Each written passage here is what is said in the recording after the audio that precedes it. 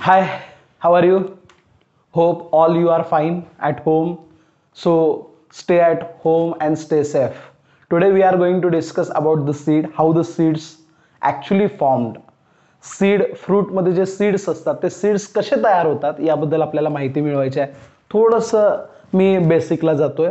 असं वाटेल की मी थोडंसं बोर करतोय, पण बोर करत नाही. हे तुमच्या चांगल्यासाठी आहे. परत परत एखादी कन्सेप्ट व्यवस्थित सांगणं हे आपल्याला कुठेतरी यश मिळवून देण्यासारखं आहे. त्यामुळं थोडंसं पाठीमागे जाऊन काही कन्सेप्ट सांगतोय, अॅनाट्रोपस ओव्ह्यूलपासून काही कन्सेप्ट सांगतोय, तर त्या कन्सेप्ट तुम्ही व्यवस्थित ऐकून घ्याव्यात अशी माझी अपेक्षा आहे. नेक्स्ट पॉईंट आपल्याला सीडचा जो बघायचा आहे त्यामध्ये काही बेसिक टर्म्स लागणार आहेत.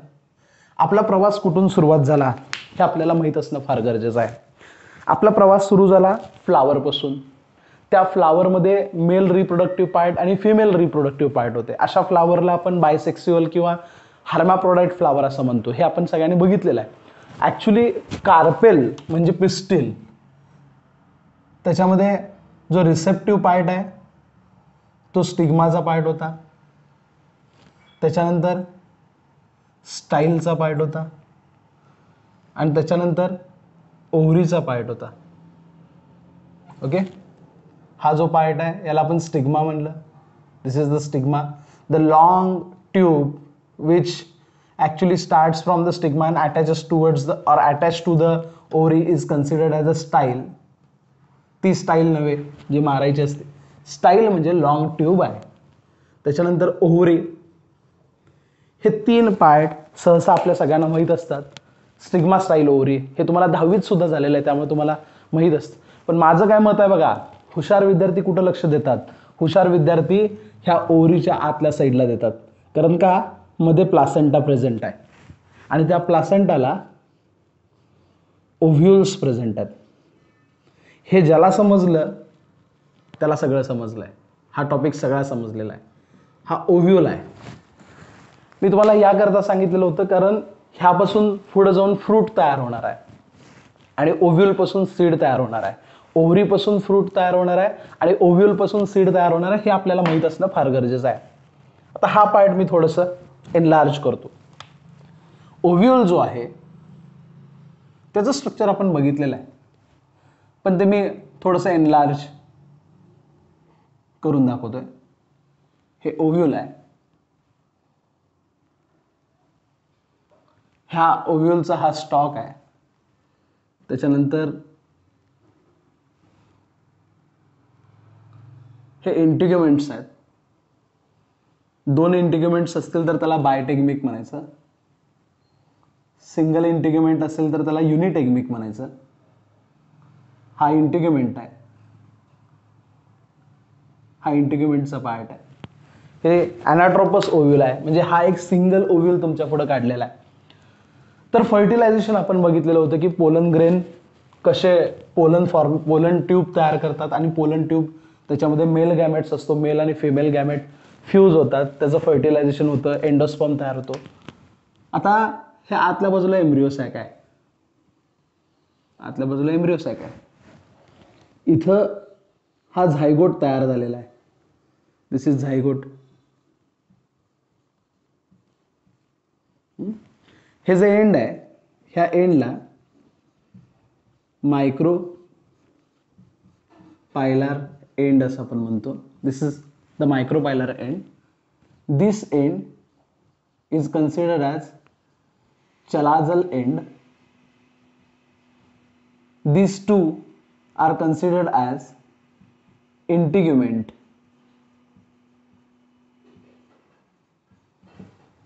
आणि याच्या आतल्या बाजूला सेल्युलर एंडोस्पर्म प्रेझेंट आहे.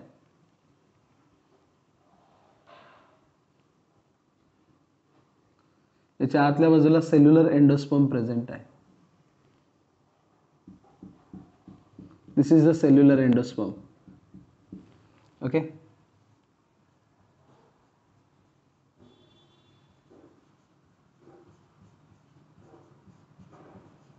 दिस one is cellular endosperm. Integuments आहे, सेल्युलर एंडोस्पर्म आहे, झायगोट आहे, मायक्रोपायलर एंड आहे, चलाजल आहे. त्याच्यानंतर हे फ्युनिकल आहे. This is the फ्युनिकल. ओके. तर ह्याला आपण फर्टिलाइज्ड ओव्ह्यूल असं म्हणतो कारण ह्याच्यामध्ये फर्टिलायझेशन झालंय हा झायगोट प्रेझेंट आहे. So this part is considered as fertilised ovule. याला आपण फर्टिलाइज ओव्ह्यूल असं म्हणतो. Now this fertilise ovule it get converted into seed. हे फर्टिलाइज ओव्ह्यूल जे आहे हे सीडमध्ये कन्वर्ट होत आहे. म्हणजे ही ओव्हरी आहे, ओव्हरीपासून काय तयार होणार, फ्रूट. आणि त्या फ्रूटच्या आतल्या बाजूला हे सगळे ओव्ह्यूल्स प्रेझेंट आहेत, त्याच्यापासून काय तयार होणार, सीड तयार होणार. जेवढे ओव्ह्यूल्स ओव्हरीमध्ये प्रेझेंट असतात तेवढे सीड्स तयार होतात, लक्षात ठेवा. आता सीडचं स्ट्रक्चर कसं आहे, तर याच्यापासून सीड तयार होतं. तर हे सीड या पद्धतीचं आहे.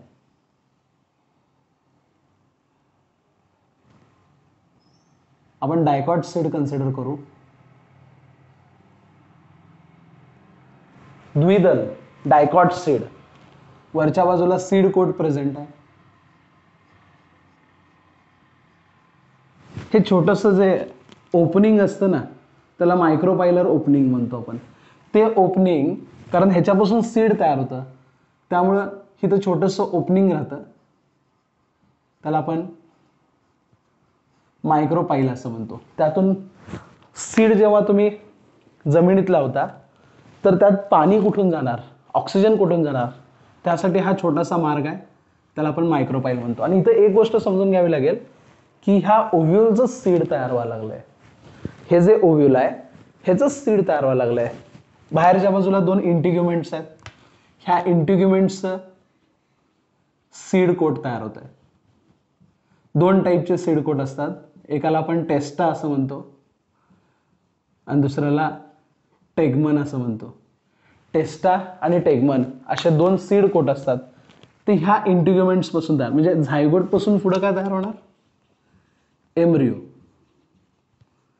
आणि एम्ब्रिओ पासून पुढे काय तयार होणार, सीड.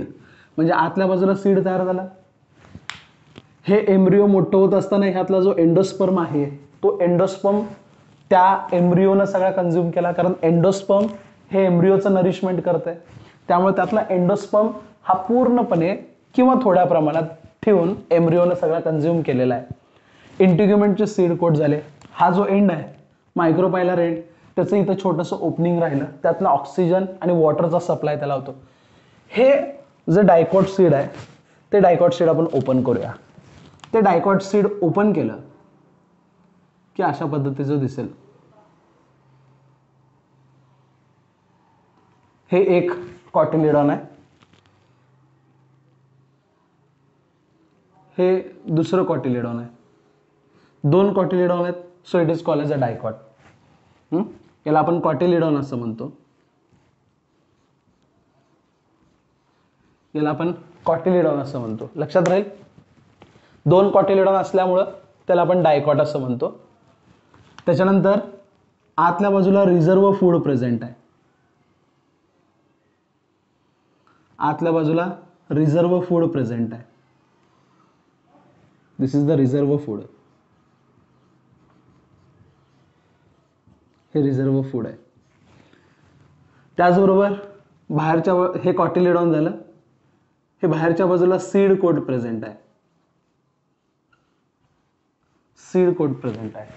आणि त्या सीड कोटमध्ये आतल्या बाजूला रिझर्व फूड. आणि या ठिकाणी जर तुम्ही बघितला तर इकडे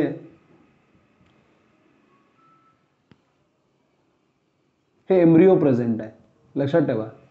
एम्ब्रिओ म्हणजे काय हे ऑलरेडी मी सांगितलेलं आहे, कारण एक पार्ट जो आपण ऑलरेडी मॉर्फॉलॉजीच्या सुरुवातीला बघतो तोच पार्ट परत आपल्याला या ठिकाणी बघायचा आहे. इथं एम्ब्रिओ प्रेझेंट आहे, लक्षात ठेवा. दिस इज द एम्ब्रिओ. हा एम्ब्रिओ प्रेझेंट आहे. त्या एम्ब्रिओ मध्ये कुठले कुठले पार्ट्स असतात, जो एम्ब्रिओ आहे त्या एम्ब्रिओ मध्ये कुठले कुठले पार्ट असतात, तर सगळ्यात महत्त्वाचं म्हणजे पहिल्यांदा आपल्याला बघायचं आहे एम्ब्रियोनल ॲक्सिस काय असते. त्याच्यानंतर एम्ब्रियोनल ॲक्सिस नंतर प्लिम्यूल म्हणजे काय, रॅडिकल, इपिकॉटिल, हायपोकॉटिल, हे सगळं एम्ब्रिओमध्ये प्रेझेंट असते. आणि हा एम्ब्रिओ कशामध्ये प्रेझेंट असतो? सीडमध्ये प्रेझेंट असतो. लक्षात ठेवा, सीडमध्ये एम्ब्रिओ ऑलरेडी प्रेझेंट असतो. कारण एम्ब्रिओपासून सीड तयार झाला म्हणजे ऑब्व्हियसली सीडमध्ये एम्ब्रिओ प्रेझेंट आहे. आणि दुसरं म्हणजे काय, तर एम्ब्रॉयनल ॲक्सिस, प्लिम्यूल, रॅडिकल, इपिकॉटिल, हायपोकॉटिल हे सगळं एम्ब्रिओमध्ये प्रेझेंट आहे. ते मी इथं डायग्रामॅटिक रिप्रेझेंटेशन दाखवतो. हे एम्ब्रॉयनल ॲक्सिस आहे, हे कॉटिलिडॉन्स आहेत,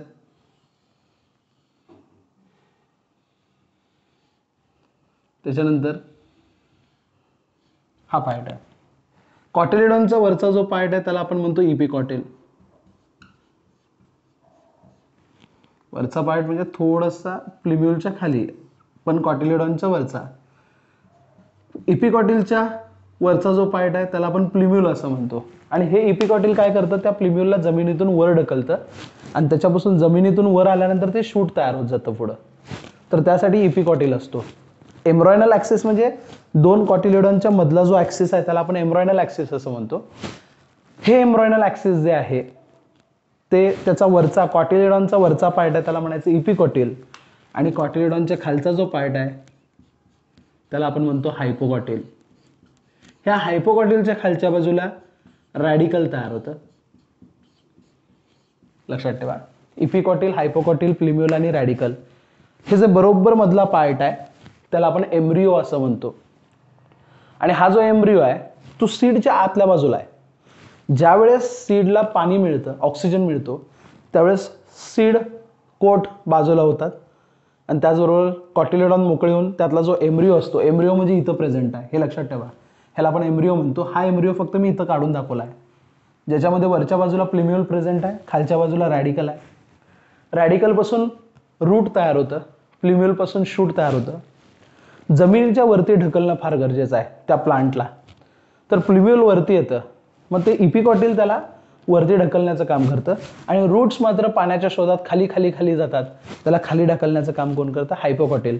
आणि फायनली एका प्लांटमध्ये त्याचं कन्व्हर्जन होतं, ज्याला शूट सिस्टीम असते आणि रूट सिस्टीम असते. अशा प्लांटमध्ये त्याचं फायनली कन्व्हर्जन होतं. समजतं?